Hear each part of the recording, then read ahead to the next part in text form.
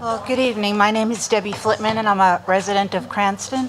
This is the first time I'm here testifying before the Senate on this bill. I've been on the House side before. I have a short statement that I'd like to read, but before I do, I just wanted to address some unsettling things that I just heard here. I heard people talking about their religion.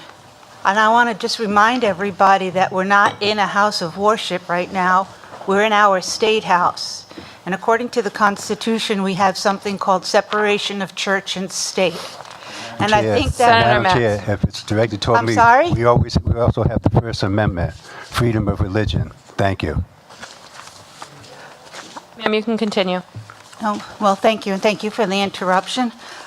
So I would just like to... Just so you know, we can interrupt to ask questions or make statements while you testify. It's not directed for any way other than it's our hearing, so we're allowed to interrupt as we go along. Okay, I didn't realize that. Beg your pardon. So I just wanted to remind people that this is our State House, and this is not anybody's house of worship.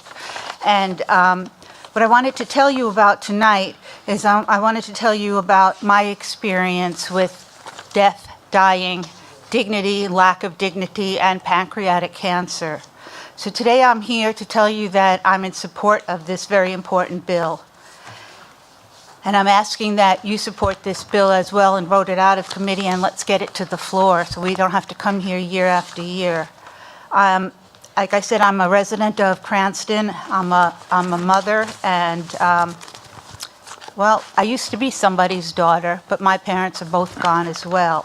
I'm also a member of the Humanists of Rhode Island. I'm a member of the Secular Coalition for Rhode Island, both groups that support separation of church and state. And I'm also here as a humanist Jew, and I'm Jewish. Tomorrow I actually have off from work because it's the last night of Passover, and I will be with my family.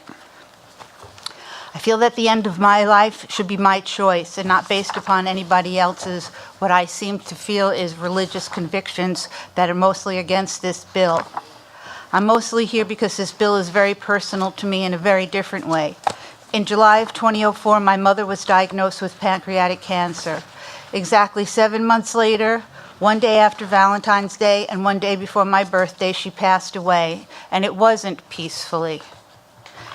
I sat by her bedside every day for the last week of her life, and I watched her deteriorate day by day, hour by hour, minute by minute. The hospice nurse asked me if my mother's brow was always furrowed, and I thought for a moment, and then I told her I really wasn't sure. It had been like that for at least the last 10 days. To make a long story short, my mother's brow wasn't always furrowed.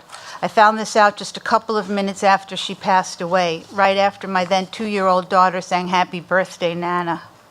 First, my mother stopped breathing, then her heart stopped beating, and then my mother's brow relaxed. Although I was assured numerous times by those caring for her that she wasn't in any pain or experiencing any discomfort, she was in fact stressed in some fashion, or why else would her brow have been furrowed? My mother told me months before she passed away that she didn't want to live the last days of her life confined to a bed, experiencing her organs breaking down one by one. She wanted to be in charge of her exit. Yes, she had a plan. But because the Compassionate Care Act was non-existent, she wasn't afforded this option. I thought about helping her, but I was afraid to break the law. It seems so unreasonable not to be able to choose how we exit this life. I am confident that when people are well informed and medical providers are permitted to write the necessary prescriptions, the end stages of one's life will not have to be one filled with pain as my mother's life was. I also believe that by allowing patients and their treatment teams to work this out together, people will not have to go underground to get needed prescriptions or move out of state to be able to make their own end-of-life decision. This bill is only for those who wish to plan their exit.